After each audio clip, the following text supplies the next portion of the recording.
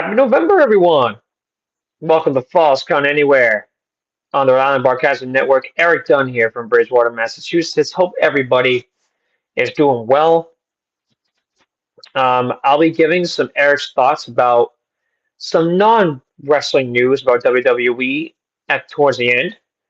Um, but hey, I hope y'all enjoyed Saturday's main event. I definitely did, and it was a good show. It was a very good show. With that being said, the card, the predictions, I'll recap it for you right here. And then I'll recap Raw for you. And then also you guys a little bit update about John Cena's final match in DC next month, as there's been an update on that. You guys can find me Wednesdays at 5 on the following: YouTube, Kick, and Rumble. Am I right? Can you pull up the thing? There we go. YouTube, Kick, and Rumble at Rhode Island Broadcasting. Live on Twitch. Hello to everyone watching me on Twitch at RI_broadcasting. And on Twitter at Broadcasting RI. You can find a podcast up later on Red Circle, Spotify, iHeart, and TuneIn Podcasts at RI Broadcasting. And then please follow us on our socials. Patreon, Gab, LinkedIn, Space Hay, Blue Sky, MeWe, TikTok, and Parler at RI Broadcasting. If you want to help support us and become a financial part of this program or of this channel company, support us at rhodeislandbroadcasting.net, where you can join the family. This broadcast of Falls Count Anywhere is the exclusive property of Erik Dunn Productions, Ron Rigo, and Rhode Island Broadcasting. For the use of our audience, any publication, reuse, or redistribution by anyone is not prohibited, and then given the express consent to be shared everywhere, and is greatly appreciated. All right, let's dive right in. Now, Ron, please pull up the prediction numbers. Let's begin with Saturday night's main event.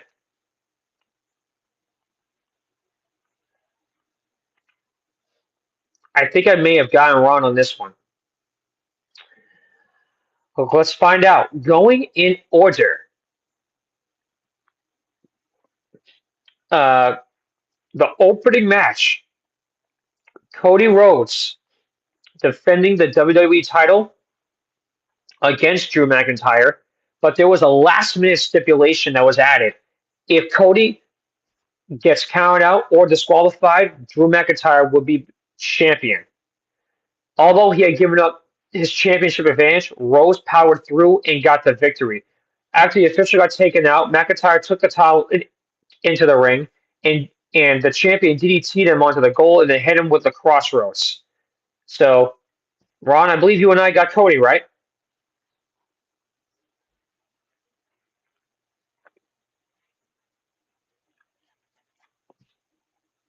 Okay. Next one. And we call this, right? I believe I said this right. I think we both picked Jade to beat Tiffany, and she did. Jade Cargill is the new WWE Women's Champion. Handicapped by an obvious knee injury 2 weeks ago, Tiffany Stratton fell victim to her vicious challenger, who hit Jaded to become the new Women's Champion. Great match overall with that. Cody and Drew had a great storytelling again. Ooh, sorry. And it was a good fight to watch. Hey, that was a pretty good yawn, right? That was my first one in a while. Um, uh, but with Tiffany and Jade, I kind of saw that coming, if that makes any sense at all. Like um, that actually was a match that I wasn't really thinking was going to be that one-sided, but it was. It actually was that one-sided. And now the triple threat match for the Intercontinental title. Dominic Mysterio, Penta and Rusev, Dominic Mysterio cheated and retained. Ron, I think you picked Rusev, but I believe I picked Dom either by outside interference or by cheating, and he did. What happened was Dom threw Penta into the ring post after Penta took the ring hammer from Dom and it hit Rusev. Dom hit the frog splash for another controversial win. So, with all that being said, Ron, you officially went 3 for 4, and I swept the entire night. CM Punk is the new World Heavyweight Champion. The second city Saint countered a spear with a kick to the face and then a GTS to finally become champion. So, Ron, if you could please give an update to the standings. I have you by 1 win. Would you find that hard to believe? I'm actually ahead of you for once.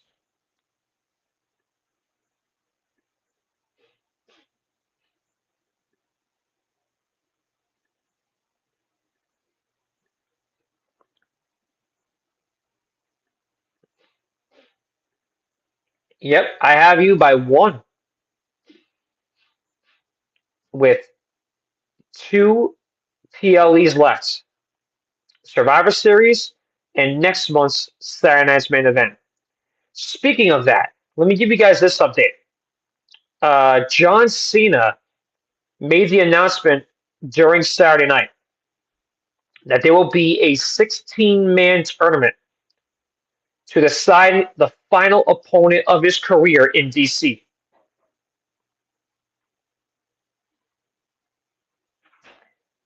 I really like that. And the reason why I'm mentioning this now is because if you go back and watch Punk's promo on Raw Monday night, he mentioned him. And the biggest thing about CM Punk and John is that these guys have a story and a rivalry that goes way back. And I am somebody that is a fan of these rivalries, but also because the story has more to tell, but it's also easy to understand it, if that makes any sense. The biggest thing that I am excited about for John is the career he's had that's going to culminate next month. It's sad that this calendar year is the end of one of the greatest, if not the greatest, in the history of this business. From Make a Wish, a human being that he is, the work he's done for communities and for charities, and it's kind of anticlimactic. Yeah, you are right, but I will give you guys this real quick too. Looking at the schedule, I believe, just for the sake of things, just to let you guys know this, Ron and I are going to be collabing over the next couple of weeks. But with Christmas Eve and New Year's Eve both being on Wednesdays this year, I'm going to make the announcement right now that Wednesday, December 17th, it will be the final show of the calendar year for Falls Count Anywhere. And the first show for 26 will be on January 7th. That is when we will pick things up again. So here's what's going to go down and happen. On December 17th, it will be my recap from this entire calendar year. And it's going to be the same as what I did last time. I think it's going to be my version of the FCAs, kind of like how the Slammies. And I'm going to pick certain people. I'm also going to have Ron give me the template for that. But then I'm also going to be reviewing on that last show John's final match in DC and a proper tribute to the amazing career he had. And that will also be my final sign off and send off to all of you until January 7th, 2026. So you guys will see me in 3 weeks from that point. So all that's going to be all tied in together. and it's all going to be collabed in the one shot together. Just to let you know that. Um, but that's still some time down the road. You know what I mean? Like if I look at the calendar, that's still about 6 weeks away. So until we get there, and until we actually cross December, let's actually just go into this month first and get through it first, because there's a lot of things to go into. But John's career is going to end next month, and there's a lot of good things there to break down. Kind of similar to what I did a year ago. I hope you guys enjoy it, because 6 more shows to go until we enter a new year. Now, the Raw results. Here is what it was. CM Punk kicked off Raw as the new World Heavyweight Champion. Um, and the biggest thing for CM Punk is he's already questioning challengers.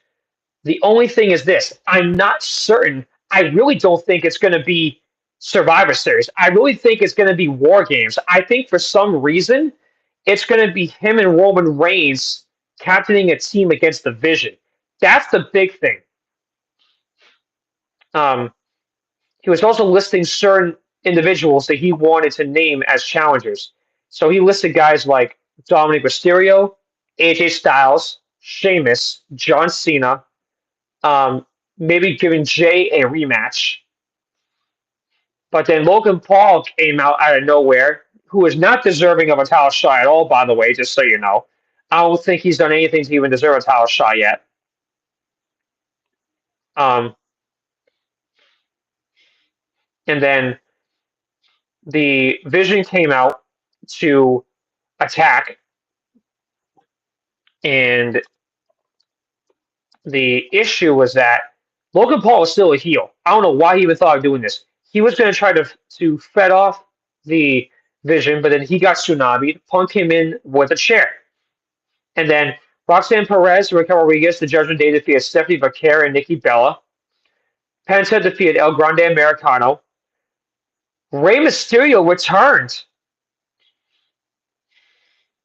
and emerged to hit his son with a 619. Those two may go into a rivalry. I'm not sure. Because here's the issue. There is no telling right now and what's going to be happening with John either. We don't know who's going to be facing him at Survivor Series. Because that's his last two PLE appearances. Don't forget, he's going to be at Raw in Boston at the Garden Monday night, and then the following Monday night, he will be at MSG.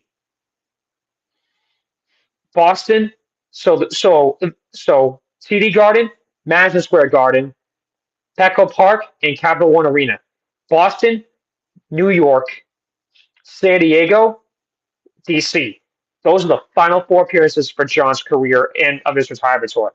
Asuka and Kairi Sane defeated Bayley and Lyra Valkyria. They were going to execute a possible post-match attack. Tag team champions Charlotte Flair and Alexa Bliss stormed in and chased them away. AJ Styles and Dragon Lee defeated Finn Balor and Jenny McDonough in a tag team championship rematch. And then CM Punk and Jey Uso defeated Bronson Breaker and Braun Breaker, ended in a double countout. A wild brawl ensued. Logan Paul knocked out CM Punk before handing the brass knuckles to Paul Heyman. Could he be leading the Vision?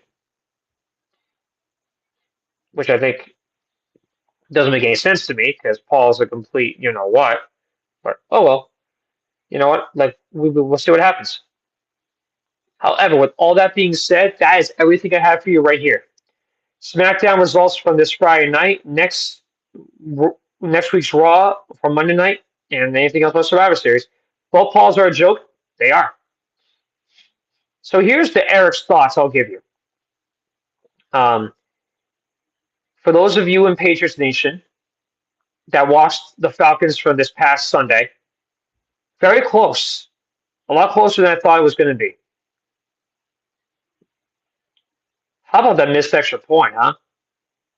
Parker Romo, who we got rid of for Andy Borregales, who a lot of people did not think was a good idea, is now a great idea. Andy Borregales has gotten himself on a good rhythm and a good roll. Right now, he's fine. Drake May, I'm a little bit worried about him, if you want me to be honest. He's now up to 6 turnovers in 9 games, which isn't that many compared to what he had last year, which is a crap ton. Um, but I feel like that this Sunday against the Bucks, he's going to be facing a good challenge, and I'm excited to see where it goes. Um, I think that the defense right now needs to organize the mismatches. The injuries right now too are a big thing. Like Ramondre Stevenson, who was out with a toe injury, Keyshawn Booty, who left late in the third quarter with a hamstring problem. I mean, Christian Ellis left with a hip injury. Like, we need these guys back. Christian Gonzalez just avoided being in concussion protocol for 4 games. Keep that in the back of your mind. The injuries are piling up, and it's scary, but I think that for the Pats, they will rise above. They'll figure it out. The Bruins, they've won 4 in a row, 5 of their last 6. They're doing okay. They're still a dumpster fire, but they're trying to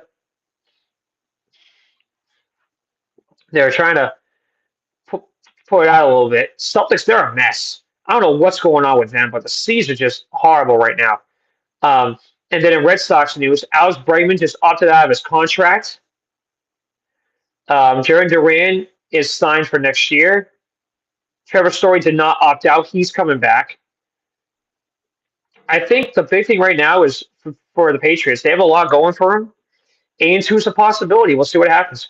Oh, side note, and I know Ron will be happy to hear this. Providence Bruins are now 8-1. They finished October going 7-0 for the first time in franchise history to start a season. They're now 8-1 as they head to Cleveland this weekend with the Monsters. 10-1 or 9-2. That's my hope. I don't want 8-3. So we'll see. Erik's Thoughts will be at the end of this broadcast once again next week. On behalf of the man behind the scenes, where we go, Erik Dunn saying so long and thank you from my home in Bridgewater, Massachusetts. This has been a presentation of False Count Anywhere on the Rhode Island Broadcasting Network. Talk to you guys next week. Thank you very much for watching and listening.